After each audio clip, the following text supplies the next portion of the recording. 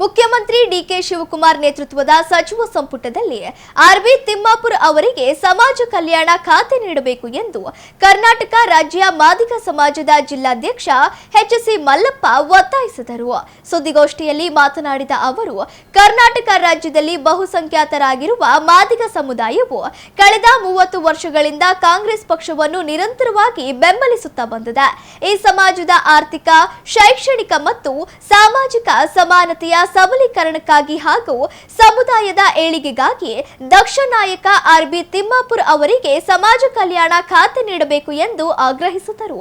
ಒಂದು ವೇಳೆ ಸರ್ಕಾರ ಆರ್ಬಿ ತಿಮ್ಮಾಪುರ್ ಅವರಿಗೆ ಸಮಾಜ ಕಲ್ಯಾಣ ಖಾತೆ ನೀಡದಿದ್ದರೆ ರಾಜ್ಯ ಸಮಿತಿಯ ಆದೇಶದ ಮೇರೆಗೆ ರಾಜ್ಯಾದ್ಯಂತ ಉಗ್ರ ಹೋರಾಟ ಹಮ್ಮಿಕೊಳ್ಳಲಾಗುವುದು.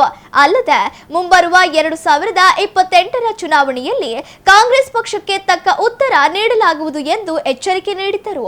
ಸುದ್ದಿಗೋಷ್ಠಿಯಲ್ಲಿ ಪಲ್ಲಾಗಟ್ಟೆ ಬಸವರಾಜ್, ಸಮಾಧ್ಯಪ್ಪ ಶಾಮನೂರು, ನಾಗರಾಜ್ ಎನ್ ಬಸಾಪುರ ಸೇರಿದಂತೆ ಇತರ ಮುಖಂಡರು ಉಪಸ್ಥಿತರಿದ್ದರು. ಇವತ್ತಿನ ಕಾಂಗ್ರೆಸ್ ಸರ್ಕಾರ ಮೊದಲನೇ ಸಚಿವ ಸಂಪುಟದಲ್ಲಿ ಹಿರಿಯ ಮುಸ್ತೈದಿಗಳು, ಉತ್ತರ ಕರ್ನಾಟಕದ ಮಾದಿಗ ಸಮಾಜದ ನಮ್ಮ ಹೆಮ್ಮೆಯ ನಾಯಕರಾಗಿರ್ತಕ್ಕಂಥ ಆರ್ಬಿ ತಿಮ್ಮಾಪುರ ಅವರನ್ನು ಸಚಿವ ಸಂಪುಟದ ಕೈ ಬಿಟ್ಟದ್ದು ಈ ಮಾದಿಗ ಸಮಾಜಕ್ಕೆ ಅವಮಾನವಾಗಿರ್ತಕ್ಕಂಥ ಸಂಗತಿ. ಅದೇ ರೀತಿ ನಮ್ಮ ಏನು ಡಿ.ಕೆ. ಶಿವಕುಮಾರ್ ಸಾಹೇಬರು ದಲಿತ ವಿರೋಧಿಯನ್ನು ಅನುಸರಿಸ್ತಾ ಇದ್ದಾರೆ. ಕಾರಣ ಏನಂದರೆ ಕೆ.ಎಚ್. ಮುನಿಯಪ್ಪನವರಿಗೆ ಮೊದಲೇ ಖಾತೆ ಅದೇ ಫಸ್ಟ್ ಏನು ಕೊಟ್ಟಿದ್ರು ಅದೇ ಖಾತೆಯನ್ನು ಕೊಟ್ಟು ಅವರಿಗೆ ಸಮಾಧಾನ ಪಡಿಸ್ತಕ್ಕಂಥ ವ್ಯವಸ್ಥಿತವಾದ ಸಂಚನ್ನು ರೂಪಿಸ್ತಾ ಇದ್ದಾರೆ. ಏನಂದರೆ ಬರೀ ಅವರು ಖಾಲಿ ಚೀಲ ಎಣಿಸ್ಕೊಂತ ಇರಬೇಕು. ಯಾರೋ ನಮ್ಮ ಕೆ.ಎಚ್. ಮುನಿಯಪ್ಪನವರು ಇವರು ಪ್ರಿಯಾಂಕಾ ಖರ್ಗೆ ಅವರಿಗೆ ಖಾತೆ ಬದಲಾವಣೆ ಮಾಡಿದ್ದಾರೆ, ಪರಮೇಶ್ವರ್ ಅವರಿಗೆ ಖಾತೆ ಬದಲಾವಣೆ ಮಾಡಿದ್ದಾರೆ.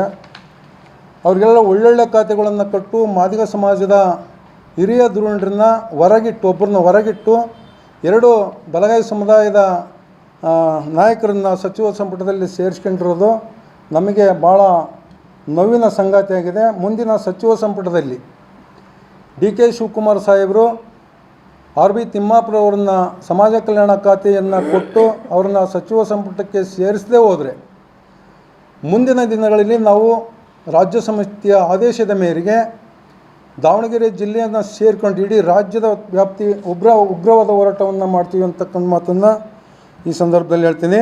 ಇವತ್ತು ಕರ್ನಾಟಕ ರಾಜ್ಯದಲ್ಲೇ ಅತ್ಯಂತ ಬಲಿಷ್ಠವಾದ SC ಸಮುದಾಯದಲ್ಲೇ ಅತ್ಯಂತ ಬಲಿಷ್ಠವಾದ ಜನಸಂಖ್ಯೆಯಲ್ಲೇ ಬಲಿಷ್ಠವಾಗಿರ್ತಕ್ಕಂಥ ಮಾದಿಗ ಸಮಾಜ.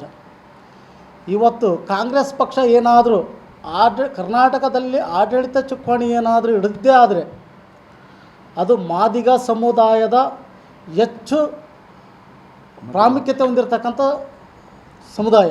ಯಾಕಂದರೆ ಇವತ್ತು ಸುಮಾರು ಇಂದಿರಾ ಗಾಂಧಿ ಕಾಲದಿಂದಲೂ ಮಾದಿಗ ಸಮುದಾಯ ಕಾಂಗ್ರೆಸ್ಗೆ ಸಪೋರ್ಟ್ ಕೊಟ್ಕೊಂತ ಕಾಂಗ್ರೆಸ್ಸಿಗೆ ವೋಟ್ ಮಾಡ್ಕೊಂತ ಅವ್ರಿಗೆ ಅಧಿಕಾರವನ್ನು ಕೊಟ್ಕೊಂತ ಬಂದರು ಇವತ್ತು ಮಾದಿಗ ಸಮುದಾಯ.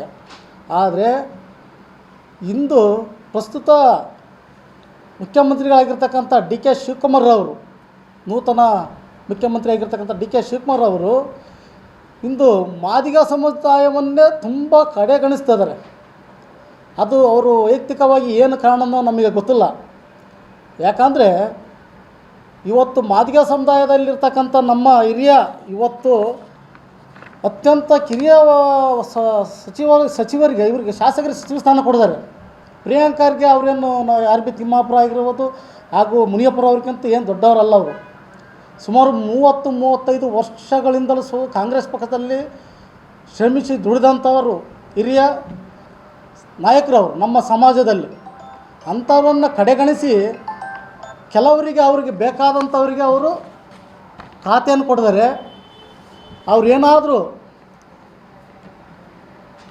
ಆರ್ಬಿ ತಿಮ್ಮಪ್ಪನವರಿಗೆ ಈ ಒಂದು ಅವರ ಸಂಪುಟದಲ್ಲಿ ಯಾವುದೇ ಖಾತೆ ಕೊಡದೆ ಹೋದರೆ ಮುಂದೆ ಬರ್ತಕ್ಕಂಥ 2028ರ ಚುನಾವಣೆಯಲ್ಲಿ ಅವರು ಹೀನಾಯವಾಗಿ ಸೋಲನ್ನು ಕಾಣಬೇಕಾಗತ್ತೆ. ಇದು ತುಂಬ ಎಚ್ಚರಿಕೆ, ಮಾದಿಗೆ ಸಮುದಾಯದಿಂದ ಎಚ್ಚರಿಕೆ ಅಂತ ನಾವು ರಮಣೆ ನೀಡ್ತದೆ ಅವರಿಗೆ.